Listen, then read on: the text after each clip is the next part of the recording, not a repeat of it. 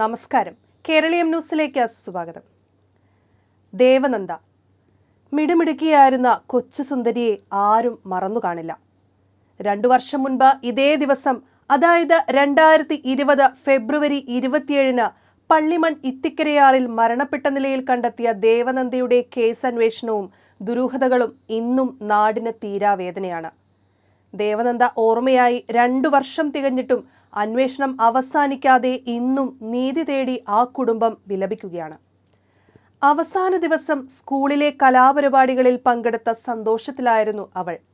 കുഞ്ഞിനെ കൂട്ടിരിക്കാൻ ഏൽപ്പിച്ച് അമ്മ തുണി കഴുകിയിടാൻ പോയി 15 മിനിറ്റിനകം അപ്രത്യക്ഷമായ കുട്ടിയെ പിന്നീട് അടുത്ത ദിവസം 800 മീറ്റർ അകലെയുള്ള കടവിലാണ് കാണപ്പെടുന്നത്. 2ാം വർഷം തികയുമ്പോൾ കേരളീയം നടത്തിയ ഒരു ഫോളോ അപ്പ് കാണാം. ദേവനന്ദയുടെ ശവകുടീരത്തിന് മുൻപിൽ നിന്നും തന്നെ തുടങ്ങാം.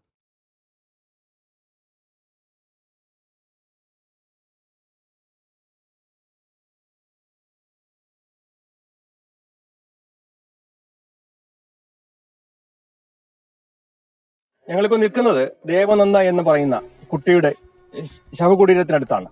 ഇവിടെ ഇന്നും ഈ കേസിന് ഒരു തുമ്പുമില്ലാതെ പോലീസ് അലയുമ്പോഴും ആ കുടുംബം കണ്ണീരോടെ കാത്തിരിക്കുകയാണ്. വിട്ടുകൊണ്ട് റോഡിലോട്ടൊന്നും പോയി കളിക്കത്തില്ല. പിന്നെ അതുമല്ല, ആറ്റുഭാഗത്തോട്ടൊന്നും മോൾ ഒരിക്കലും ഒറ്റയ്ക്ക് പോവില്ല. അവൾ റോഡിലോട്ട് ഇറങ്ങണമെങ്കിൽ തന്നെ എൻ്റെ അനുവാദം മേടിക്കാതെ അവൾ പോവത്തില്ല. അതുകൊണ്ട് മോൾ ഒറ്റയ്ക്ക് അതുവഴി പോകുകയെന്ന് ഒരിക്കലും ഞങ്ങൾ പറയത്തില്ല. അത് വിശ്വസിക്കാൻ പറ്റുന്ന ഒരു കാര്യമല്ല.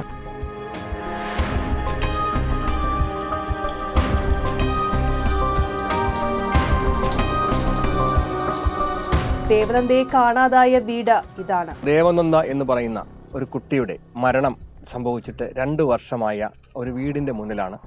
ഈ മുറ്റത്ത് കളിച്ചുകൊണ്ടിരുന്ന കുട്ടിയാണ് ഒരു പ്രത്യേക നിമിഷത്തിൽ കാണാതാകുന്നതും ആറ്റിൽ മരണപ്പെട്ട നിലയിൽ കണ്ടെത്തുന്നതും. ഇതിനെ സംബന്ധിച്ച് 2 വർഷം നീണ്ട അന്വേഷണങ്ങൾ പലതും നടന്നു. പല സെലിബ്രിറ്റികളും ഷെയർ ചെയ്ത ഒരു ന്യൂസായിരുന്നു. പക്ഷേ ഇതുവരെയും ഇതിന് ഒരു അന്തം കണ്ടിട്ടില്ല. ഇന്നും ആ കുടുംബം കണ്ണീരോടെ കഴിയുന്ന കാഴ്ചയാണ് ഞങ്ങൾക്ക് കാണാൻ കഴിയുന്നത്. ഈ മുറ്റത്ത് കളിച്ചുകൊണ്ടിരുന്ന കുട്ടി ഒരു നിമിഷം കാണാതാകുമ്പോൾ ഇവിടെ അടുത്ത് തന്നെ അവിടെ ഒരു കടവുണ്ട്. ആ കടവിലേക്കല്ല വീണത്. അതിനുശേഷം ഒരു പാലമുണ്ട്. ആ പാലം എന്ന് പറയുന്നത് കല്ലുകൾ കൊണ്ട് ഉണ്ടാക്കി വെച്ചിരിക്കുന്ന പാലമാണ്. ഇടയ്ക്കൂടെ ചോർന്നു പോകുന്ന വെള്ളം മാത്രമേ അപ്പുറത്ത് പോവുകയുള്ളൂ. അപ്പോൾ ഒരു കാരണവശാലും കുട്ടി അതുവഴി ഒഴുകി പോവുക എന്നുള്ള ദുഷ്കരമാണ്. എന്നിരുന്നിട്ട് പോലും ഈ കുട്ടി ആ പാലത്തിന് അപ്പുറത്താണ് എത്തിയത്. അതുമാത്രമല്ല, ഈ കരിങ്കല്ലും മുള്ളും നിറഞ്ഞ ഇതിനകത്തൂടെ പോയപ്പോൾ ഒരു പോറൽ പോലും ആ കുട്ടിക്ക് ഏറ്റില്ല എന്നതും വളരെ അത്ഭുതാവഹമാണ്. ആരെങ്കിലും അന്ന് അന്ന് ദേവനന്ദയെ കാണാതാകുന്ന ദിവസം ഈ അമ്പലത്തിലെ ഉത്സവം നടക്കുകയായിരുന്നു. അന്ന് ആരോ ഈ കുട്ടിയെ എടുത്തുകൊണ്ട് പോവുകയും അതിൻ്റെ വാ മൂടാനായിട്ട് ഷാൾ എടുത്തുകൊണ്ട് പോവുകയും ചെയ്തു എന്നാണ് നാട്ടുകാർ അന്നും പറഞ്ഞത്, ഇന്നും വിശ്വസിക്കുന്നത്. അതിനുശേഷം ആ അമ്മയുടെ ഷാളും ഈ കുട്ടിയെയും ഒരേ സ്ഥലത്ത് തന്നെ പോലീസ് കണ്ടെടുക്കുകയാണ്. 8 കിലോ തൂക്കമുള്ള ഒരു കുട്ടി ഈ കടവിലാണ് വീണതെങ്കിൽ 1 കിലോമീറ്ററിന് അപ്പുറത്തുള്ള ഒരു കടവിൽ ഈ 8 കിലോ തൂക്കമുള്ള ഈ കുട്ടിയും 400 ഗ്രാം 100 ഗ്രാം 150 ഗ്രാം മാത്രമുള്ള ഒരു ഷാളും ഒരേ സ്ഥലത്ത് തന്നെ എങ്ങനെ എത്തി എന്നുള്ളത് ഇപ്പോഴും ഉത്തരം കിട്ടാത്ത ചോദ്യമായി അവശേഷിക്കുകയാണ്. ഇപ്പോഴൊക്കെ നമ്മൾക്കറിയാം, ധാരാളം അന്വേഷണങ്ങൾ നടത്താറുണ്ട്. ഈ അന്വേഷണങ്ങൾക്കൊക്കെ ഒടുവിൽ അവസാനം ആൾക്കാരുടെ ശ്രദ്ധ മാറുമ്പോൾ പോലീസ് എന്തോ ആ ഒരു കേസിനെ കുറിച്ച് ഉള്ള വിചാരം വിട്ടിട്ട് മറ്റു വഴിക്ക് പോവുകയാണ്. അല്ല, അതിനകത്ത് കൊല ഒന്നും ഇല്ല. അല്ല, അത്രയും ദൂരമായതുകൊണ്ട് നമ്മളെ ബോഡി കടന്നതും ആ ഷാള് കടന്നതും അതിന് സാധ്യമായ എല്ലാ അന്വേഷണവും നടത്തിയിട്ടുണ്ട്. വേറെ സംശയിച്ചിട്ട് യാതൊരു സാഹചര്യമില്ല. അല്ല, 8 കിലോ ഭാരമുള്ള കുഞ്ഞും ആ ഒരു ഷാളും ഒരേ സ്ഥലത്ത് തന്നെ കിട്ടുമ്പോ അതുകൊണ്ട് കുട്ടിയുടെ അവിടെ കല്ലും മണ്ണും ഒക്കെ കല്ലിലൊക്കെ അതുമായിട്ട് ബന്ധപ്പെട്ട് എല്ലാവിധ എക്സ്പെർട്ടുകളുടെയും സാന്നിധ്യം നമ്മൾ ഉപയോഗിച്ചല്ലോ. എല്ലാവിധ എക്സ്പെർട്ടുകളുടെയും അവരുടെ എല്ലാ സേവനം നമ്മൾ പ്രയോജനപ്പെടുത്തിയിട്ടാണ് ഇങ്ങനെ ഒരു തീരുമാനത്തിലെത്തി. ശരി. അപ്പൊ ഇനി അകത്ത് ഇനി അന്വേഷണം ഇല്ല അതുമായിട്ട് ബന്ധപ്പെട്ട്. ശവശരീരം കിടന്ന താൽക്കാലിക പാലത്തിനടുത്തുള്ള കടവാണ് ഇപ്പോൾ നമ്മൾ കാണുന്നത്.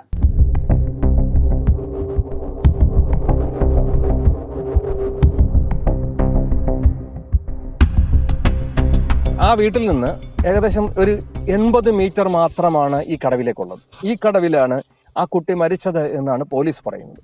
ഒരു കാരണവശാലും ഈ കടവിലല്ല മരിച്ചത് എന്നുള്ളത് ഞങ്ങൾ തന്നെ പ്രൂവ് ചെയ്തു തരുന്നതായിരിക്കും. ഞങ്ങൾ നേരത്തെ ഈ വിഷയം സംസാരിച്ചതാണ്, വീണ്ടും ഈ വിഷയം സംസാരിക്കാം. ഈ കടവിലാണ് വീണതെങ്കിൽ ഈ കുട്ടിക്ക് നിങ്ങൾക്ക് ഇവിടെ നോക്കിയാലറിയാം ധാരാളം ഇഞ്ചപ്പടപ്പുകളും കരിങ്കല്ലും നിറഞ്ഞ ഒരു നദിയാണ് ഇത്തിക്കരയാറ്. ഇതേപോലെയാണ് ഈ നദിയുടെ സ്ഥിതി ഇരിക്കുന്നത്. ഇപ്പൊ ഇവിടെ ഒരു കുട്ടി വീണാൽ അത് അത്രമാത്രം ഒഴുക്കില്ല. ആ കുട്ടിയും ആ ഷാളും ഒരേ സ്ഥലത്ത് തന്നെ പോലീസിന് കിട്ടുക എന്ന് പറയുമ്പോൾ അത് തീർച്ചയായിട്ടും നിഗൂഢതയാണ്. കടവിൽ ഒരു കുട്ടി വീണാൽ ഇവിടെ എല്ലാം കല്ലുണ്ട്, ആ കുട്ടിക്ക് തീർച്ചയായിട്ടും എഴുന്നേറ്റ് വരാൻ പറ്റും. അതായത് കുത്തനെ ഉള്ള ഒരു കടവല്ല ഇത്. പെട്ടെന്ന് വീണാൽ പെട്ടെന്ന് ഒഴുകിപ്പോകുന്ന രീതിയിൽ ഒരു കാരണവശാലും ഈ കടവിൽ ആ കുട്ടി വീഴാനുള്ള ഒരു സാധ്യതയുമില്ല. ഏതെങ്കിലും കല്ലുണ്ട്, ആ കുട്ടിക്ക് അത് പിടിച്ചു നിൽക്കാവുന്നതേ ഉള്ളൂ. അതിനുശേഷം അതേസമയം ആ കുട്ടി മരണപ്പെട്ട് അവിടെ കിട്ടുമ്പോൾ 1 കിലോമീറ്റർ അപ്പുറത്താണ് ഈ കുട്ടിയെ കിട്ടിയത് എന്ന് പറയുന്നത്. ഈ കുട്ടി നടന്നവിടം വരെ പോയെന്നോ ഒക്കെ പോലീസ് സ്ഥാപിക്കാൻ ശ്രമിക്കുന്നുണ്ട്. അതൊക്കെ ഒരിക്കലും വിശ്വസിക്കാൻ കഴിയാത്തതാണ്. ഈ കേസിനെ കുറിച്ച് അന്വേഷിക്കുക, ഈ കേസിന്റെ കാര്യങ്ങൾ അന്വേഷിക്കുക, അതിനകത്തുള്ള ആവശ്യകതയില്ല. ഇനി അത് കഴിഞ്ഞു, ആ അധ്യായം കഴിഞ്ഞല്ലോ. ഇതിന്റെ പിന്നിൽ എന്തിനാണ് നമ്മുടെ വെറുതെ സമയം പാഴാക്കുന്നത് എന്ന് പോലീസ് ചിന്തിക്കുന്നിടത്താണ് ഈ കേസുകൾ എങ്ങും എത്താതെയാകുന്നത് എന്നുള്ളതാണ് സത്യം. നമുക്കിനിയിപ്പോൾ ആ കുട്ടി മരിച്ചു കിടന്ന സ്ഥലത്തേക്കാണ് ഞങ്ങളിപ്പം പോകുന്നത്. നമുക്ക് അവിടെ ചെന്നിട്ട് ബാക്കി കാര്യങ്ങൾ നമുക്ക് ചിന്തിക്കാം. ഇത്ര ദുർഘടമായ ഒരു സ്ഥലത്തൂടെ ആ കുട്ടി നടന്ന് പോയി എന്ന് വിചാരിക്കാൻ ബുദ്ധിമുട്ടാണ്. ആരെങ്കിലും എടുത്തുകൊണ്ട് ഓടി ആ കുട്ടിയെ കൊണ്ട് പോകാൻ പറ്റിയ ഏറ്റവും പറ്റിയ സ്ഥലമാണ് ഇത്. അത്രമാത്രം വിജനമായ സ്ഥലമാണ്. ഈ പാലത്തിനടിയിലൂടെ ഒരു കുട്ടിക്ക് ഒഴുകിപ്പോകാൻ കഴിയില്ല, അല്ലെങ്കിൽ ശരീരത്തിന് പോറലേക്കാതെ ആ കുട്ടിക്ക് അപ്പുറത്ത് പൊത്താൻ കഴിയില്ല എന്ന് പറയുമ്പോൾ പോലീസ് വേറൊരു കഥയാണ് പറയുന്നത്. ആ കുട്ടി ഇവിടെ വന്ന് മരിച്ചു എന്നാണ് പറയാൻ പോകുന്നത്. ആ കുട്ടി ഇവിടെ വന്നാണ് മരിച്ചതെങ്കിൽ എങ്ങനെയാണ് ആ കുട്ടി ഇത്ര ദുർഘടമായ ഈ സ്ഥലത്തൂടെ ഇവിടെ എത്തിയത് എന്നും പോലീസ് പറയേണ്ടി വരും. ദേവനന്ദയുടെ വീടുമായിട്ട് ഇതിന് ഏകദേശം 1 കിലോമീറ്റർ ദൂരമുണ്ട്. ഈ 1 കിലോമീറ്റർ അപ്പുറത്തേക്കാണ് ഇപ്പോൾ ഈ പാലമുള്ളത്. ഈ പാലം മനുഷ്യനിർമ്മിതമായൊരു പാലമാണ്. മനുഷ്യനിർമ്മിതം എന്ന് വെച്ചാൽ ഇത് സാധാരണക്കാരൻ, ഇവിടെ നാട്ടുകാർ അവരുടെ അമ്പലത്തിലേക്ക് പോകാൻ വേണ്ടി ഉണ്ടാക്കിയിരിക്കുന്ന പാലം. ആ പാലത്തിനടിയിലൂടെ അങ്ങനെ ഒരു വസ്തുവിന് ഒഴുകിപ്പോകാൻ കഴിയില്ല. അങ്ങനെ ഇരിക്കെ ഈ കുട്ടിയെ കാണപ്പെടുന്നത് ഇതിന് താഴ്വശത്തുള്ള ഈ പോർഷനിലാണ്. അവിടെ കാണുമ്പോൾ ഈ കുട്ടി എങ്ങനെയാണ് ഈ പാലത്തിനടിയിലൂടെ പോയത് എന്നുള്ളതിന് പോലീസിന് ഉത്തരവില്ല. അങ്ങനെ ഒരു പോലീസിന് ഉത്തരവില്ലാതെ വരുമ്പോൾ പോലീസ് പറയുന്ന കാര്യം ആ കുട്ടി ഇവിടം വരെ വന്ന് ഈ ആറ്റിൽ ചാടി എന്നുള്ളതാണ്. അങ്ങനെയാണെങ്കിൽ ഈ ദുർഘടമായ വഴിയിലൂടെ ഞങ്ങൾക്ക് തന്നെ ഇവിടെ എത്തിപ്പെടാൻ പാടുപെട്ട ഈ വഴിയിലൂടെ ആ കുട്ടി എങ്ങനെ ഒറ്റയ്ക്ക് ഇവിടെ എത്തി എന്നുള്ള ചോദ്യങ്ങൾക്ക് ഉത്തരമില്ല. അവരെഴുതി വെക്കുന്ന കാര്യങ്ങൾ നമ്മൾ വിശ്വസിക്കുകയല്ലാതെ നിവൃത്തിയില്ല. ഇന്നും ആ കുടുംബം ഒരു നീതി കിട്ടും എന്നുള്ള പ്രതീക്ഷയിൽ ഇന്നും ജീവിക്കുകയാണ് എന്നുള്ളതാണ് സത്യം. ആ കുട്ടിയുടെ ദേഹത്ത് ഒരു പോറലേറ്റിട്ടില്ലെങ്കിൽ ഈ ഇഞ്ചക്കാടുകൾക്കിടയിലൂടെ വരുന്ന ഈ നദിയിൽ 2 സൈഡും ഇഞ്ചക്കാടുകൾ നിറഞ്ഞു നിൽക്കുന്ന ഈ വഴിയിൽ ഒരു പോറൽ പോലും ഏൽക്കാതെ ആ ബോഡി, ആ ശരീരം എങ്ങനെ ഒഴുകി വന്നു എന്നുള്ളതും, ഈ കല്ലുകൾക്കിടയിലൂടെ ഈ പറയുന്ന ഈ തെങ്ങുതടികൾക്കിടയിൽ കല്ലുകൾ ഇട്ടിരിക്കുകയാണ്. ഈ കല്ലുകൾക്കിടയിലൂടെ എങ്ങനെ ഈ ബോഡി അപ്പുറത്ത് പോയി എന്നുള്ളതിനെ കുറിച്ചും പോലീസിന് ഉത്തരമില്ല. കുട്ടി മുങ്ങി മരിച്ചു, അത് അവിടെയാണ് എന്ന് പറയുന്നു. ആദ്യത്തെ കടവിലാണ്, 100 മീറ്റർ അപ്പുറത്തുള്ള 150 മീറ്റർ അപ്പുറത്തുള്ള കടവിലാണെന്ന് പറയുന്നു. അവിടെ അത് അല്ല എന്ന് നാട്ടുകാർ സ്ഥാപിക്കാൻ ശ്രമിക്കുമ്പോൾ അത് ഈ 1 കിലോമീറ്റർ അപ്പുറത്തുള്ള സ്ഥലത്താണ് എന്ന് പറയുന്നു. അപ്പൊ ഈ 1 കിലോമീറ്റർ ദൂരം എങ്ങനെ കുട്ടി ഒറ്റയ്ക്ക് എത്തി എന്ന ചോദ്യത്തിന് ഉത്തരമില്ല. അങ്ങനെ ഉത്തരം കിട്ടാത്ത ധാരാളം ചോദ്യങ്ങളുടെ നടുവിലാണ് ഇന്നും ദേവനന്ദ നിൽക്കുന്നത്. ഈ ഞങ്ങളുടെ പുറകിലുള്ള പാലവും ഇന്നും അതേപടി നിൽക്കുന്നു. അന്ന് ഇവിടെ ഉത്സവമായിരുന്നു. ഇപ്പോൾ ഇന്ന് 2 വർഷത്തിന് 1 ദിവസം മാത്രമുള്ളപ്പോഴാണ് ഞങ്ങൾ ഇപ്പോൾ ഈ സ്ഥലത്ത് വന്ന് നിൽക്കുന്നത്. ഈ അന്തരീക്ഷത്തിൽ എങ്ങനെയാണ് കുട്ടി മരണപ്പെട്ടത് എന്നുള്ളത് അന്വേഷിക്കാൻ ഇവിടെ ഉദ്യോഗസ്ഥരില്ല, നിയമമില്ല, പോലീസില്ല, ഒന്നുമില്ല. ഇതാണ് ഇവിടുത്തെ അവസ്ഥ. ദേവനന്ദയുടെ മുത്തച്ഛനായ മോഹനൻ പിള്ളയുടെ വാക്കുകൾ കേൾക്കാം. ഇപ്പോഴും നീതി കിട്ടും എന്ന പ്രതീക്ഷയിലാണ് അദ്ദേഹം. ചേട്ടന്റെ കൊച്ചുമോളാണ്. അപ്പൊ ഇപ്പോഴത്തെ അവസ്ഥ എന്താ കേസിന്റെ അവസ്ഥ? നമ്മൾ പോലീസ് സ്റ്റേഷനിൽ കൊടുത്ത പരാതി അങ്ങനെ കിടക്കുമല്ലോ, അതവർ അന്വേഷണം നടത്തിക്കൊണ്ടിരിക്കുക. അത് കഴിഞ്ഞ് നമ്മൾ ക്രൈംബ്രാഞ്ചിന് കൊടുത്തു, അവർ അന്വേഷണം നടത്തിക്കൊണ്ടിരിക്കുക. ഇപ്പൊ എന്താ ഈ ആദ്യത്തെ കേസിൽ എന്താ ഇവർ പറഞ്ഞു വെച്ചത്? കേസ് അവരൊന്നും പറഞ്ഞു വെച്ചില്ലല്ലേ. അവര് പോസ്റ്റ്മോർട്ടം റിപ്പോർട്ട് കിട്ടിയപ്പോൾ ഒരു തെളിവ് അവർക്കൊരു തുമ്പും കിട്ടിയിട്ടില്ല. മറ്റ് അപകട മരണമല്ല എന്നൊക്കെയാണ് ഇവർ പറയുന്നത്. മറ്റു മുറിവോ മറ്റു കുഴപ്പങ്ങളൊന്നുമില്ല. അതെന്താന്ന് ഇതുവരെ ഒന്നും നമുക്ക് അതിൻ്റെ ഒരു വ്യക്തമായ ഒരു തെളിവ് ഇതുവരെ കിട്ടിയിട്ടില്ല. ഏകദേശം നമ്മൾ ഇന്ന് അവിടെ പോയി നോക്കുമായിരുന്നു, 1 കിലോമീറ്റർ ദൂരമുണ്ട് അവിടെ വരെ. ഈ 1 കിലോമീറ്റർ അപ്പുറത്തേക്ക് കുട്ടി അവിടെ പോയി വീണെന്നോ പറയാൻ പറ്റത്തില്ല. ഈ പാലത്തിനടി കൂടെ കുട്ടി ഒഴുകിപ്പോയെന്ന് പറയാൻ പറ്റത്തില്ല. ഈ നമ്മൾ ഇറങ്ങുന്ന കടവിൽ നിന്ന് ഒഴുകി പോയെന്ന് പറയാനൊക്കത്തില്ല. അവിടെ എല്ലാം കല്ലും മുള്ളും മറ്റ് പിന്നെ തെങ്ങുകുറ്റികളും അതും ഇതും ഒക്കെയാണ്.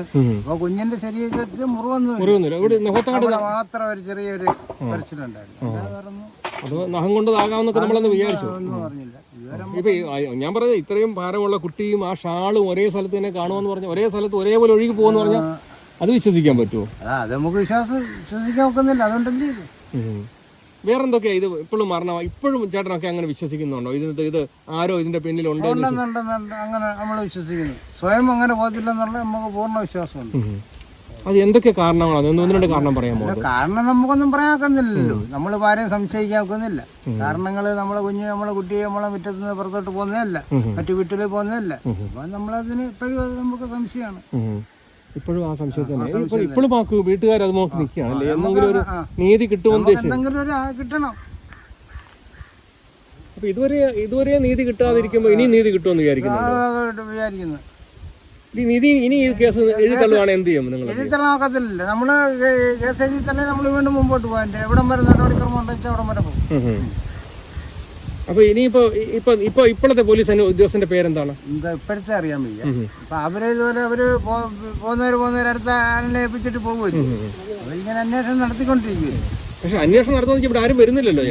ഇവിടെ വരുന്നത് ഇവിടെ നമ്മളെ ഈ വീട്ടിൽ ഇവിടെ വരുന്നുണ്ടെന്നുണ്ട്. പരിസരങ്ങളിലും അവിടെ ഇവിടെയൊക്കെ അവര് അപ്പുറം ഭാഗം ഇപ്പുറം ഭാഗമൊക്കെ അവർ അന്വേഷണം നടത്തിക്കൊണ്ടിരിക്കുക. ഞങ്ങള് നേരത്തെ അന്വേഷണ ഉദ്യോഗസ്ഥനോട് ചോദിച്ചപ്പോൾ പറഞ്ഞത് അത് ഞങ്ങൾ എഴുതി ക്ലോസ് ചെയ്തല്ലോ, ആ ഫയൽ ഞങ്ങൾ ക്ലോസ് ചെയ്തല്ലോ എന്ന് പറയുന്നു. ആ ഫയൽ ക്ലോസ് ചെയ്തിട്ടില്ല. അപ്പൊ അത് ഞാൻ ചോദിച്ചു, അപ്പൊ എങ്ങനെയാണ് അത്? മുങ്ങിവർണ്ണമാണെന്ന് ഞങ്ങൾ ക്ലോസ് ചെയ്തു. ഇനി അത് ഞങ്ങളുടെ വിദഗ്ധന്മാരെ കൊണ്ടൊക്കെ അന്വേഷിപ്പിച്ചു എന്ന് പറയുന്നു. കേസ് അന്വേഷണം നടന്നുകൊണ്ടിരിക്കുക. ഇപ്പൊ 2 വർഷമായി.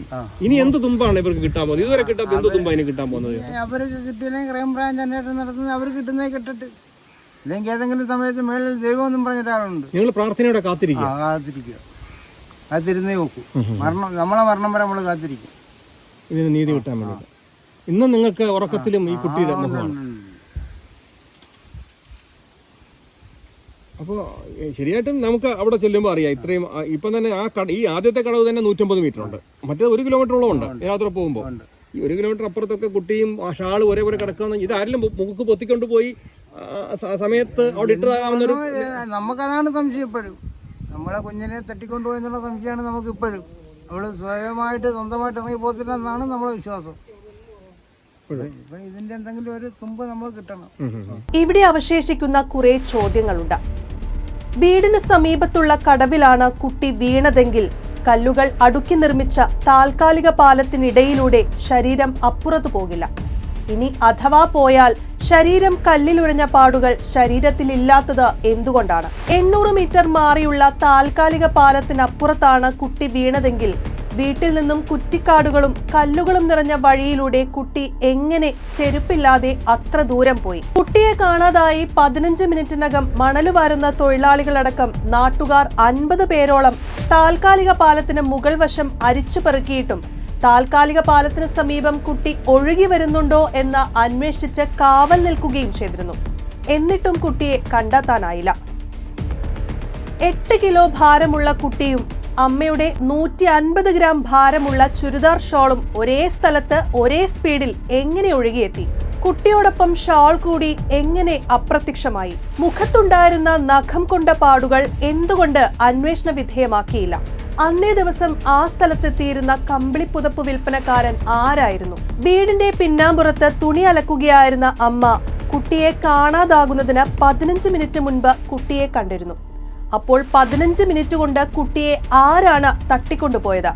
അന്വേഷണത്തിനായി എത്തിയ ഡോഗ് സ്ക്വാഡിലെ ഡോഗ് പിൻവശത്ത് അലക്കുകല്ലിന്റെ സമീപത്തുകൂടി ഓടി മതില് ചാടി മറ്റൊരു വീടിന്റെ മുറ്റത്തെത്തിയെങ്കിലും ആ വീട്ടിലുള്ളവരെ എന്തുകൊണ്ട് ചോദ്യം ചെയ്തില്ല? പറയാതെ റോഡിലേക്ക് പോലും ഇറങ്ങാത്ത കുട്ടി താനേ പോയി ആറ്റിൽ ചാടിയെന്ന് ആരും വിശ്വസിക്കുന്നില്ല. അന്വേഷണത്തിന്റെ പുരോഗതി പങ്കുവയ്ക്കാൻ എന്തുകൊണ്ട് അന്വേഷണ ഉദ്യോഗസ്ഥർ ഇപ്പോഴും തയ്യാറാകുന്നില്ല? എല്ലാ അന്വേഷണങ്ങളും തുടക്കത്തിൽ ഊർജിതമാകുകയും പത്രമാധ്യമങ്ങളുടെ ശ്രദ്ധ മറ്റൊന്നിലേക്ക് തിരിയുകയും ചെയ്തതോടെ അനാസ്ഥ കാണിക്കുകയും ചെയ്യുന്ന കഥകളാണ് നമ്മൾ കാണുന്നത്. ഇവിടെയും ഒരു കുടുംബത്തിന്റെ കണ്ണിലെ നനവുകൾ ഇതേവരെ ഉണങ്ങിയിട്ടില്ല എന്ന് പോലീസ് ഓർക്കുന്നത് നന്നായിരിക്കും. News desk Keraleeyam.